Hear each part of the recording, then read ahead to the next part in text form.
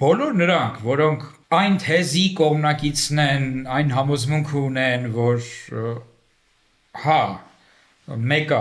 այսօրվա քաղաքական իշխանությունը, այսօրվա քաղաքական ռեժիմը մի քանի գլուխ ավելի լավն է, քան նախկիններինն է եւ կա այդ մինիմալ դեմոկրատիան, պետքա շատ ավելի համոզիչ փաստարկներ ունենան, բերեն,